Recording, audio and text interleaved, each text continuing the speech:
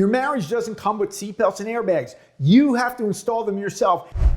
If you knew that 50% of all road trips ended up in a car crash with potentially devastating results, would you want to make sure that you're protected in the event that your car was part of that 50%? You see, that's what seatbelts and prenuptial agreements have in common. They're the safety devices in the journey through marriage that prevent you from getting killed in the event of a crash. Metaphorically speaking, of course. Stay with me and you'll see where I'm taking you on this video journey. Let's switch gears to marriage now. A prenuptial agreement is kind of like a seatbelt for the marriage car in the sense that you're not anticipating that the marriage is going to crash, but more like being prepared for the unexpected twists that life might throw your way. After all, who expects to crash anything, right? Especially not your marriage. But you know that seatbelts keep you safe and snug during a sudden stop, right?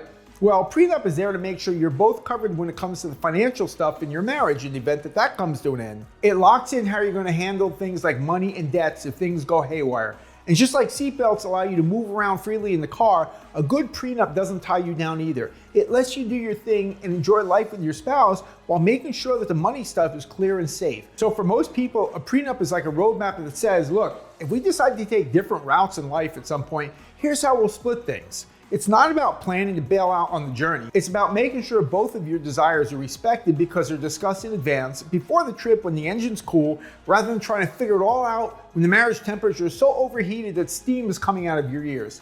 Now think about the seatbelts in the car. They aren't just there to protect the driver. They're there for everybody's safety.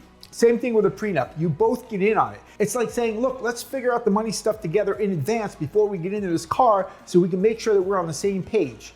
Let's decide how we're going to exit this vehicle if it runs off the road and catches fire. So maybe you're wondering, well, why not just go with the flow and hope for the best? My spouse and I are different. Yeah, we've all heard that.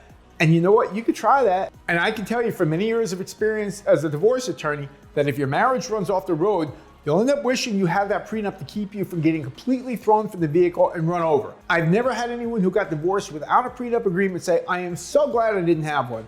And I've never had anybody who got divorced with a prenup say, I regret it. Let's just cast it aside and say the heck with it. Metaphorically speaking, since this entire video is one big metaphor actually, your marriage doesn't come with seatbelts and airbags. You have to install them yourself, and that's what a great attorney can do for you. So wearing seatbelts and having a prenuptial agreement are both practical moves for your journey through life in cars and marriage. They make things safer for all who take the trip, and they can help you survive the crash.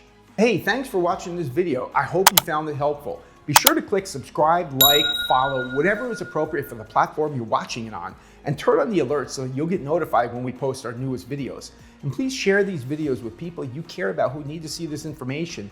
Go ahead and repost them and let's get this information out to people who need to know.